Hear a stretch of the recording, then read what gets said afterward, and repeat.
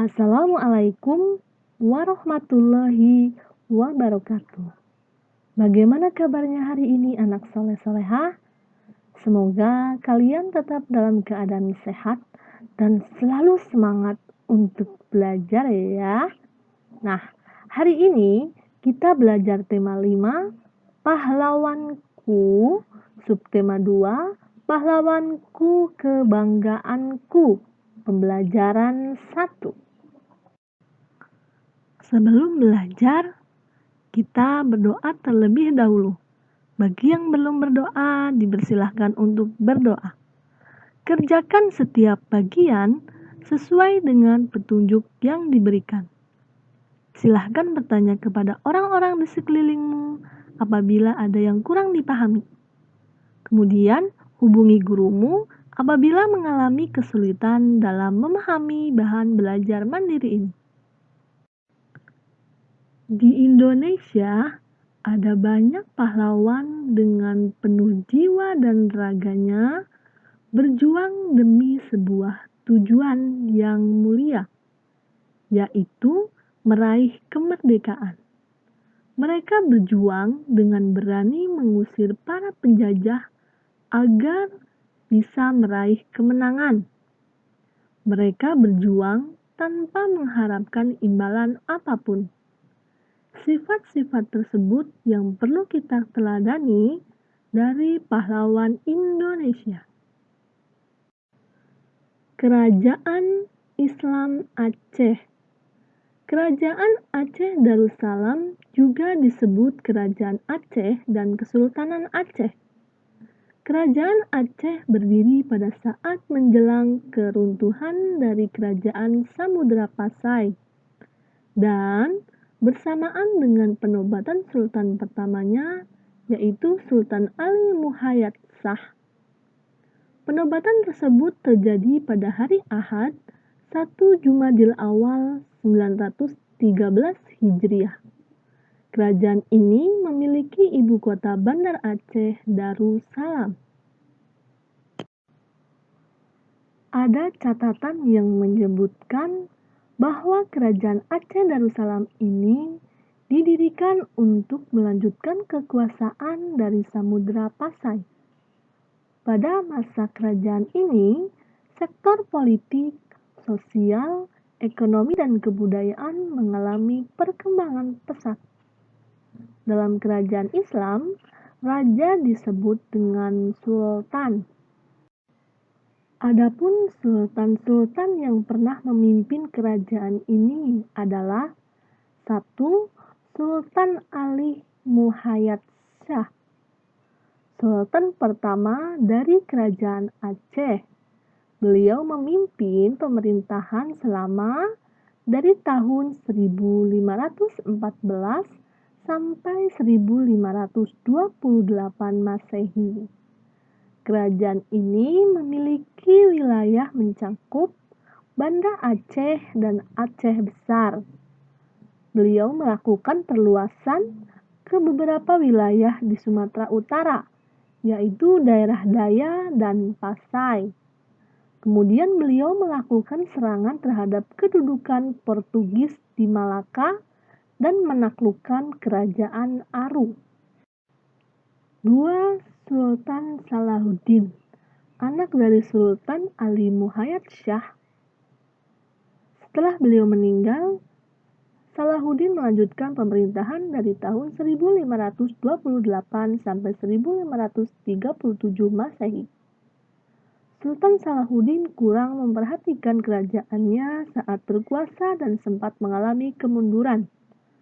Pada tahun 1537 Masehi, kekuasaan pindah ke tangan saudaranya, yaitu Sultan Alauddin Riayat Shah. 3. Sultan Alauddin Riayat Shah. Beliau memimpin dari tahun 1537 sampai 1568 Masehi. Kerajaan berkembang pesat menjadi bandar utama di Asia bagi pedagang Muslim mancanegara. Lokasi kerajaan Aceh yang strategis menjadi peluang untuk menjadikannya sebagai tempat transit bagi rempah-rempah Maluku. Kemudian beliau memperkuat angkatan laut dan membina hubungan diplomatik dengan kerajaan Turki Utsmani. Lalu dampak dari lokasi yang strategis, kerajaan Aceh saat itu terus menghadapi Portugis. Yang keempat, Sultan Iskandar Muda. Beliau melanjutkan kepemimpinan dari Sultan Alauddin Riayat Shah. Beliau memimpin dari tahun 1606 sampai 1636 Masehi. Beliau memberikan terobosan baru, yaitu mengangkat pimpinan adat untuk setiap suku serta menyusun tata negara atau konun yang menjadi pedoman penyelenggaraan aturan kerajaan. Kemudian, beliau menduduki 5 besar kerajaan Islam terbesar di dunia setelah kerajaan Maroko, Isfahan, Persia, dan Agra. Lalu, beliau merebut pelabuhan penting dalam perdagangan pesisir barat dan timur Sumatera dan pesisir barat semenanjung Melayu. Beliau membina hubungan diplomatik dengan Inggris dan Belanda untuk memperlemah serangan Portugis. Nah, kerajaan ini mengalami puncak kejayaan. 5. Sultan Iskandar Thani memimpin dari tahun 1636 sampai 1641 Masehi. Berbeda dengan sultan-sultan sebelumnya yang mementingkan ekspansi atau perluasan wilayah, Iskandar Thani memperhatikan pembangunan dalam negeri. Kemudian, sektor pendidikan agama Islam mulai bangkit. Terbukti dari lahirnya buku Tustanus Salatin yang dibuat oleh ulama Nuruddin Ar-Raraniri. Masa memerintahnya selama 4 tahun, Aceh berada dalam suasana damai. Syariat Islam sebagai landasan hukum mulai ditegakkan. Hubungan dengan wilayah yang ditaklukkan dijalani dengan suasana liberal, bukan tekanan politik maupun militer. Lalu, pada saat Sultan Iskandar Thani pemerintahan mengalami kemunduran sejak meninggalnya beliau dikarenakan tidak adanya lagi generasi yang mampu mengatur daerah milik kerajaan Aceh yang begitu luas.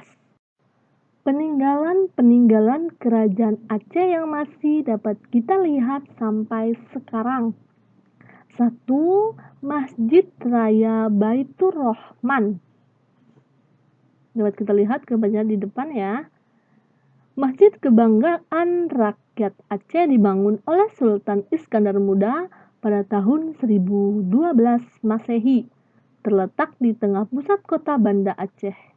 Masjid ini pernah dibakar saat agresi militer II dan dibangun kembali oleh Belanda. Tahun 2004, tsunami melanda Aceh. Masjid ini tetap berdiri kokoh melindungi warga yang berlindung di bawahnya. Sampai saat ini, masjid terus dikembangkan menjadi lebih bagus dan sekarang mirip dengan Masjid Nabawi di Madinah. Yang kedua, Gunongan. Gunongan merupakan bangunan yang juga dibangun oleh Sultan Iskandar Muda. Bangunan ini dibangun atas dasar cinta Sultan Iskandar Muda pada seorang putri dari Pahang, Putro Pang. Sultan Iskandar Muda menjadikannya sebagai permaisuri. Karena cintanya yang sangat besar, Sultan Iskandar Muda memenuhi keinginan Putro Pang. untuk membangun sebuah taman sari yang indah yang dilengkapi dengan gunungan. Saat ini, Taman Sari dan Gunungan menjadi tempat yang terpisah menjadi Taman Sari. Taman Putra Pang dan Gunungan. Letak antara tiga tempat itu hampir berdekatan di Masjid Raya Baitur Rahman, sehingga Anda mudah mengunjunginya. Ketiga, Masjid Tua Indrapuri. Masjid ini awalnya adalah sebuah candi peninggalan dari kerajaan Hindu di Aceh. Namun pada masa pemerintahan Sultan Iskandar Muda, candi ini diubah fungsinya menjadi masjid. Kita masih dapat melihat bangunan yang strukturnya mirip dengan candi, namun berpadu dengan nuansa Islami di Indrapuri, Aceh Besar. Latihan 1. Jawablah pertanyaan di bawah ini dengan benar sesuai bacaan teks di atas. Apa nama lain dari Kerajaan Aceh Darussalam? 2. Kapan Kerajaan Islam Aceh berdiri? 3. Siapa saja yang pernah memimpin Kerajaan Islam Aceh? Kemudian 4. Apa perbedaan kepemimpinan Sultan Iskandar Thani dengan sultan-sultan yang lainnya? Kelima, apa saja peninggalan Kerajaan Aceh yang masih bisa kita nikmati? Sultan Hasanuddin. Sultan Hasanuddin lahir di Makassar 12 Januari 1631 Masehi di Sulawesi Selatan. Putra kedua dari Sultan Malekus Said Raja Goa ke-15. Pada umur 30 tahun, ia sebagai Raja Goa ke-16 dan sebagai pahlawan nasional Indonesia dengan nama lahir I Malombasi Muhammad Bakir Daeng Matawang Karaeng Bonto Mangepe. Setelah memeluk agama Islam, ia mendapat gelar Sultan Hasanuddin Tumananga Ribala Pangkana, lebih dikenal sebagai Sultan Hasanuddin. Beliau dijuluki ayam jantan dari timur oleh Belanda atau De Haaf van de Oosten dalam bahasa Belanda, karena keberaniannya melawan Belanda. Nah, beliau diangkat menjadi Sultan ke-6 Kerajaan Goa pada usia 24 tahun. Sultan Hasanuddin mendapat bimbingan dari ayahnya, kemudian mendapat bimbingan dari pemerintahan melalui Karaeng Patinggaloang, seorang mangkubumi Kerajaan Goa. Di bawah kepemimpinan Sultan Hasanuddin, Kerajaan Goa mencapai puncak kejayaan. Beliau memimpin Kerajaan Goa ketika Belanda yang memiliki VOC sedang berusaha menguasai perdagangan rempah-rempah. Bagi Belanda, Sultan Hasanuddin dan Kerajaan Goa menjadi penghalang karena orang Makassar leluasa ke Maluku untuk membeli rempah-rempah. Hal ini menyebabkan Belanda tidak menyukainya. Sejak pemerintahan Alauddin hingga Sultan Hasanuddin, Kerajaan Goa tetap menolak keras monopoli perdagangan yang dilakukan oleh VOC Belanda. Saat itu, Goa merupakan kerajaan besar wilayah timur Indonesia yang menguasai jalur perdagangan. Pada tahun 1666, di bawah pimpinan Laksana Cornelis Spelman, berusaha menundukkan kerajaan-kerajaan kecil, tetapi belum berhasil karena Goa dikenal memiliki armada laut yang tangguh dan pertahanan kuat melalui benteng Somba Opu. Setelah Sultan Hasanuddin naik tahta, ia berusaha menggabungkan kekuatan kerajaan-kerajaan kecil di Indonesia bagian timur untuk melawan Kompeni Belanda. Peperangan VOC dan kerajaan Goa dimulai Sultan Hasanuddin pada tahun 1660. Sultan Hasanuddin hingga akhir hidupnya tetap tidak mau bekerja sama dengan Belanda. Sultan Hasanuddin kemudian mengundurkan diri dari kerajaan Goa dan wafat pada tanggal 12 Juni 1670 dan dimakamkan di Kompleks Pemakaman Raja-Raja Goa di Kabupaten Goa, Sulawesi Selatan. Latihan 2. Buatlah 5 pertanyaan dan jawaban tentang Sultan Hasanuddin. Kalian membuat 5 pertanyaan dan 5 jawaban ya tentang bacaan teks Sultan Hasanuddin. 1 sampai 5 di buku kalian masing-masing ya. Selamat mengerjakan. Tetap semangat belajarnya ya. Untuk hari ini, sekian. Semoga bermanfaat. Terima kasih.